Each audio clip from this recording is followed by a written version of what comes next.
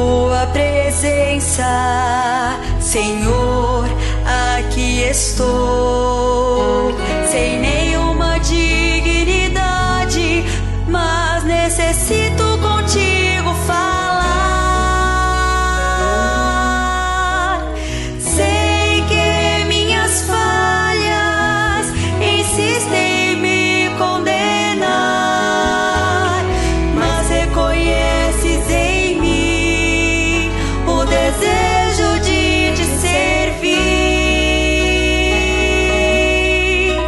Sou dependente da graça para prosseguir. Deixa eu te servir, deixa eu te seguir, deixa, Senhor, eu te amar, mesmo sem merecer. Deixa eu te adorar, pois o meu maior prazer é te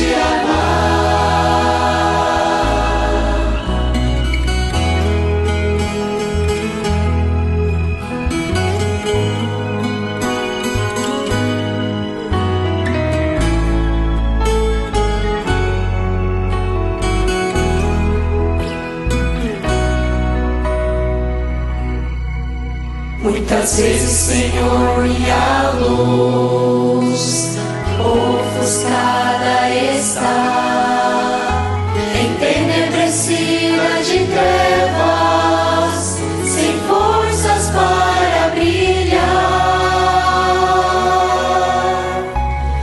Mas minha alma nunca para de lutar, mesmo diante das falhas, insiste em te adorar.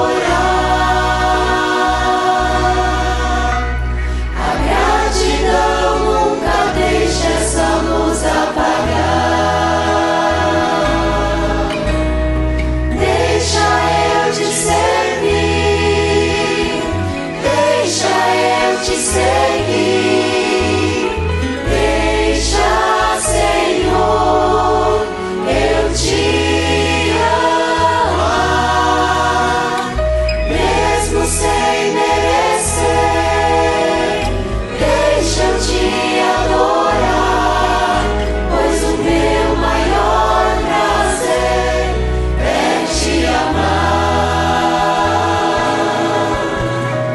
Deixa eu te servir, deixa eu te seguir, deixa, Senhor, eu te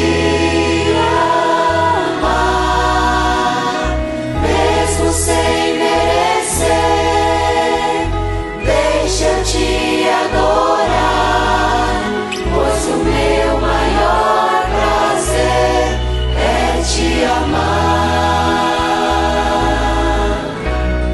Deixa eu te servir, deixa eu te seguir, deixa, Senhor, eu te amar, mesmo sem merecer. Deixa eu te adorar, pois o meu maior prazer é te amar, pois o meu maior prazer é te amar, pois o meu maior prazer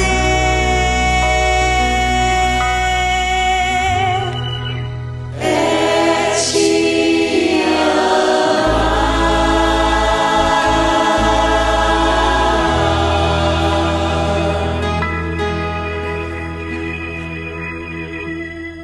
Como diz a Moisés: compadecer-me-ei de quem me compadecer, e terei misericórdia de quem eu tiver misericórdia.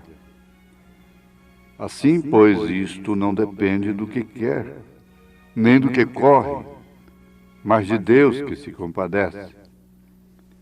Porque diz a Escritura a Faraó: para isto mesmo te levantei, para em ti mostrar o meu poder, e para que o meu nome seja anunciado em toda a terra. Logo, pois, compadece-se de quem quer, e endurece a quem quer. Dir-me-ás então: por que se queixas ele ainda? Porquanto quem resiste à sua vontade? Mas, ó homem, quem és tu que a Deus replicas? Porventura a coisa formada dirá ao que o formou: por que me fizeste assim? Ou não tem o oleiro poder sobre o barro para da mesma massa fazer um vaso para a honra e outro para a desonra? E que direis se Deus, querendo mostrar a sua ira e dar a conhecer o seu poder, suportou com muita paciência os vasos da ira, preparados para a perdição? Meus ouvintes, estamos mais uma vez em vossos receptores, como sempre agradecidos. Agradecidos a Deus. Agradecidos a vocês por esta tão amável atenção, esse tempo que vocês têm dedicado para nos ouvir. Nós não merecemos. Isso me faz lembrar a história daquele pigmeu, aquele anãozinho, raquítico, amarelinho. Eles são amarelos. Que tinha que passar entre uma soldadesca, duas filas de grandes soldados armados. E ele disse: abre alas. Ele tinha um rolo debaixo do braço. Ele disse: abre alas porque eu trago uma mensagem do rei. Ele não tinha nenhuma força, ele não tinha nenhuma condição, mas ele levava a mensagem do rei. E aqueles soldados, homenzarrões armados, tiveram que se colocar em posição de sentido enquanto o pigmeu passava entre eles, de fronte erguida, com seu pequeno tamanho, mas com a grande mensagem debaixo do braço. É o mesmo que acontece com o atalaia. O atalaia, às vezes, não é o maior homem do povo, mas ele é posto em cima de uma torre. Lá no Velho Testamento, ele ficava em cima do muro da cidade cercada. E ele, então, ficava acima de todo mundo. Ele tinha que ter uma visão para anunciar, advertir, acordar a cidade, se fosse o caso, fora de hora, incomodar todo mundo, tocar a sua corneta, avisando que o inimigo estava se aproximando. Então ele não era o maior. Ele podia ser até um baixinho. Ele podia ser humilde. Aliás, por certo, não era um general que ficava ali em cima do muro, um coronel, um major, um capitão, ali em cima do muro, tirando a sentinela, fazendo a vigília da noite, do dia. Mas o muro é que era mais alto. A mensagem é que é mais alta. A palavra de Deus é que é mais alta. É o Evangelho. Nós, portadores desta mensagem, não somos maiores nem melhores do que ninguém. Aliás, pelo contrário. Mas isso não é para quem quer. Eu não fiz nada de bom para que Deus me escolhesse para anunciar esta mensagem a este país. Eu não tenho nada melhor do que ninguém. Muitas pessoas, ministros, os quais eu sempre admirei desde a minha infância, para mim, eles, sim, seriam dignos de propagarem, divulgarem esse alarido ao povo brasileiro. E por que não dizer até a outros países vizinhos e até mesmo africanos. Mas isto, conforme Paulo está acabando de dizer aqui em Romanos, capítulo 9, a partir do verso 15, não é para quem quer, não é para quem corre, mas é para quem Deus chama. É para quem Deus predestina. E, afinal, o próprio São Paulo diz que Deus amou a Jacó e aborreceu Esaú, mesmo antes de qualquer um deles fazer bem ou mal. E todo mundo sabe que Esaú tinha um porte muito mais digno, mais ético, mais bonito do que Jacó, que, para começar, o seu próprio nome já dizia que ele era um trapaceiro, para não falar mentiroso. Mas Deus amou a Jacó. Portanto, Deus tem me amado, tem amado você. Você não está ouvindo esta mensagem por acaso? E como vocês sabem, nós não estamos aqui fazendo proselitismo. Muito ao contrário. Para muitos, esta mensagem faz é afugentar, é espantar, é impedir que as pessoas se aproximem de nós, porque ela não é uma mensagem, na verdade, assim, muito agradável aos ouvidos naturais. A razão e mesmo até a ética. Nunca uma mensagem de um profeta de Deus na Bíblia Sagrada obedeceu à ética. Nunca. Não vemos isto nas Escrituras.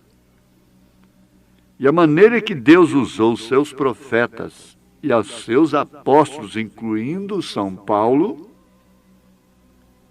nos mostra exatamente isto. Usou-os fazendo deles o fundamento da igreja, que por sua vez está edificada na revelação da palavra. Por que o fundamento dos profetas e dos apóstolos? Porque os profetas e os apóstolos eram revelados. E quando Jesus disse a São Pedro, não te revelou a carne e o sangue, mas sim meu Pai que está nos céus, e edificou a igreja sobre esta pedra, ou sobre aquela pedra, no caso. Ele não estava edificando a igreja sobre Pedro. Uma igreja edificada sobre Pedro nega a Cristo. Fracassa. Tem que ser cingida no fim e guiada por alguém. Ela envelhece. Ela se torna vinho roto, porque está edificada sobre um homem, sobre Pedro e seus supostos sucessores. Mas sobre aquela revelação que Pedro teve, que é exatamente a pedra, porque a igreja não foi edificada nem mesmo sobre a pessoa individual de Jesus, o homem chamado Jesus, mas sim sobre a revelação. Por isso que São Paulo diz que essa fé é edificada no fundamento dos apóstolos e dos profetas, cuja pedra principal é Cristo. Ora, meus ouvintes amados, filhos e filhas de Deus, isso é sublime, isso não é heresia. Somente a falta de argumento bíblico é que pode atirar sistemas, pessoas contra uma verdade desta. E por isso usam agressões e meios que, na verdade, sim, estes são fora de ética. Porque combater o pecado não é falta de ética. Amar o pecador é combater o pecado. E não existe pecado a não ser incredulidade na mensagem do dia, da hora. Não existia pecador a não ser aquele que descreu na mensagem de Lutero, quando Lutero estava no seu dia, na sua era. Quantos estão aí pensando que as eras ainda vão se cumprir? Já se cumpriram 3 eras, ainda faltam 4 eras para se cumprirem simultaneamente? O que é isso? A era já fala de um tempo determinado, de cada igreja, reunindo em si características que as identificam respectivamente, falando, desde Paulo até William Branham, Paulo, Irineu, São Martim, São Columba, Lutero, João Wesley e Branham, com males e virtudes, cada uma levando a influência da outra. E com isto nós já estamos no assunto influência. Na verdade, você vive sob influência. A igreja vive sob influência. Os jovens vivem sob influência. As crianças, os velhos, os governos. Todo mundo vive sob influência. Agora, que glória viver sob a influência apostólica.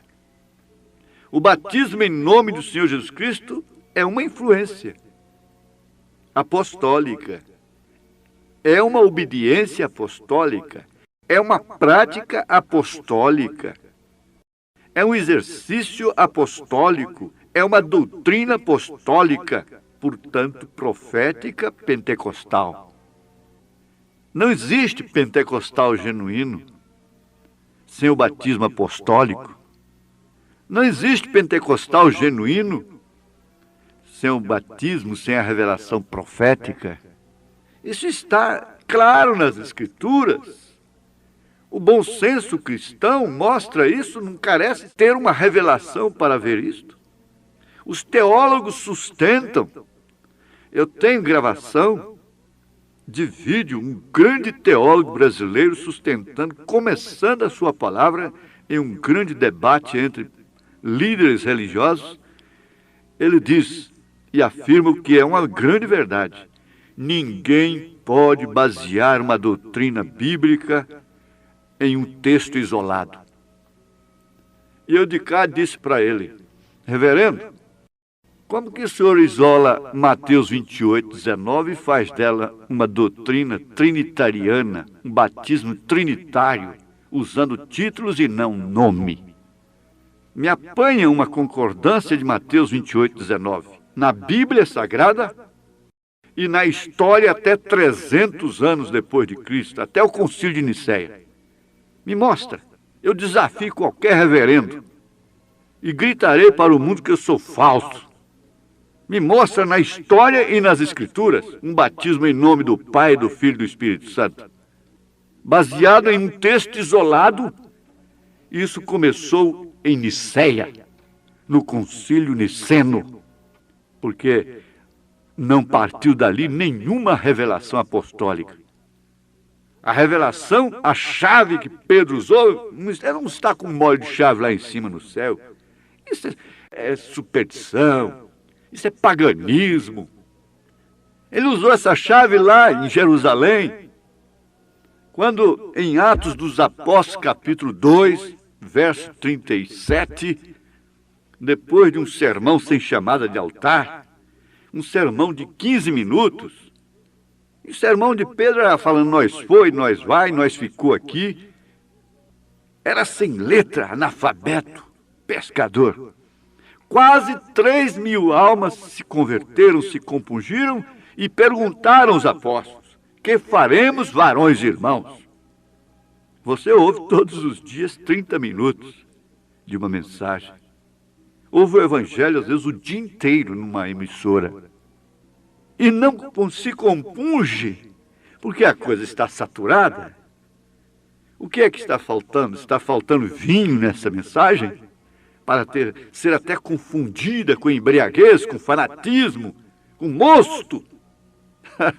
Bom, aí está a coisa. Que deveria nos pôr cabisbaixos, reverentes, dobrarmos as nossas cerviças. Sabe uma coisa, meu ouvinte? Todos, sem exceção, com exceção mínima, de líderes religiosos, pastores, reverendos, estudantes da Bíblia, sabem que o batismo correto é em nome do Senhor Jesus Cristo. Mas virou uma tradição. Virou uma tradição. Todos eles sabem. Isso é que é o pior diante de Deus.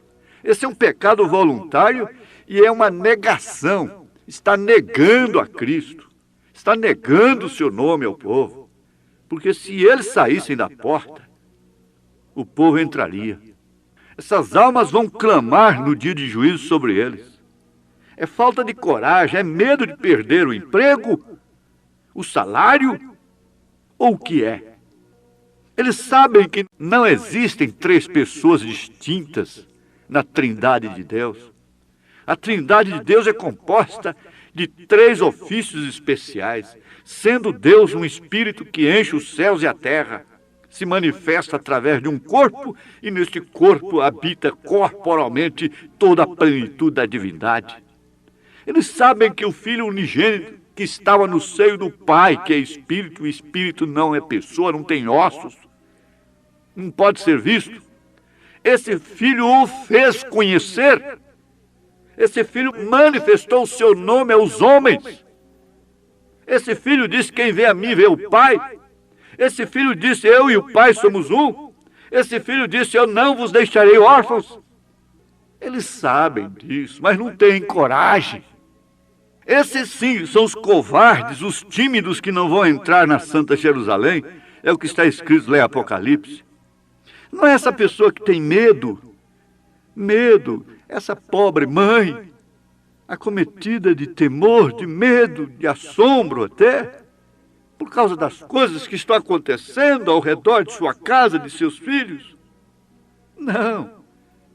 Esses tímidos não herdam o reino dos céus. Não entram na Santa Jerusalém.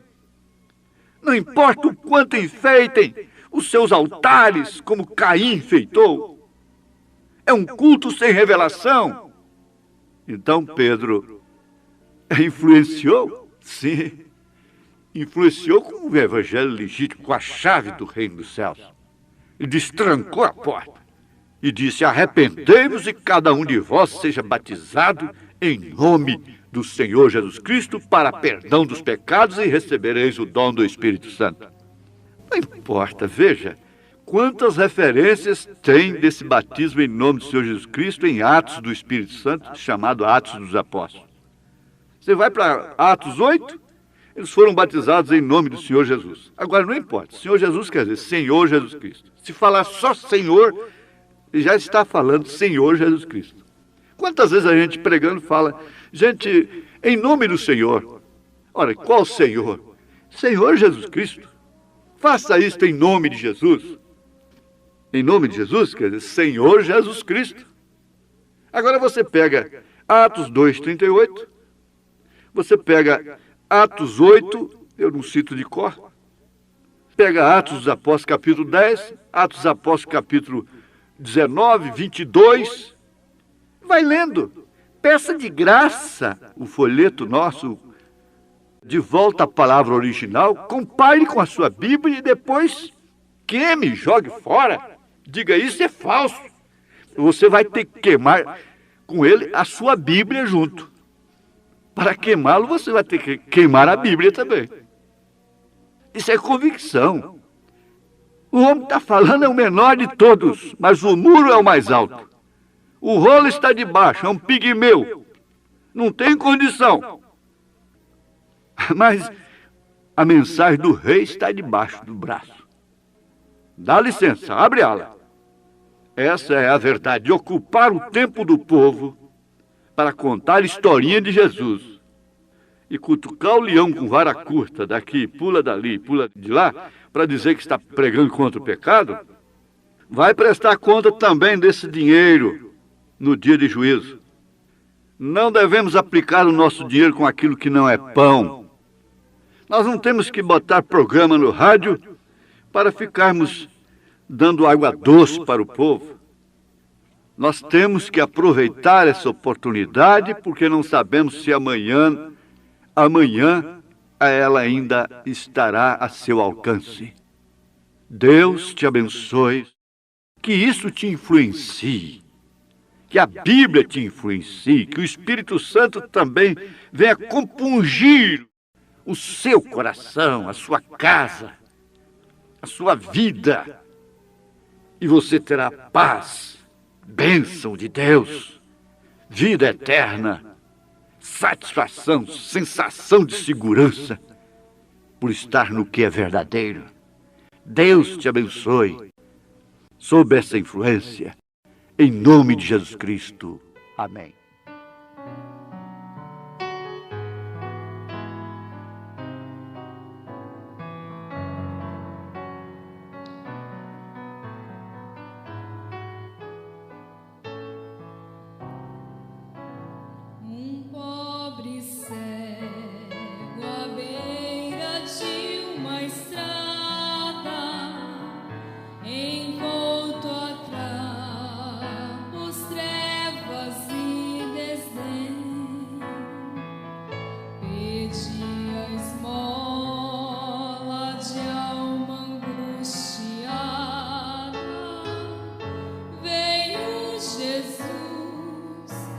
Trouxe a luz e o bem.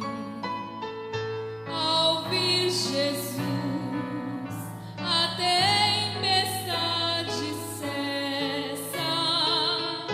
Ao vir Jesus, as lágrimas se vão. Ele transforma toda a nossa vida, iluminando a negra escuridão.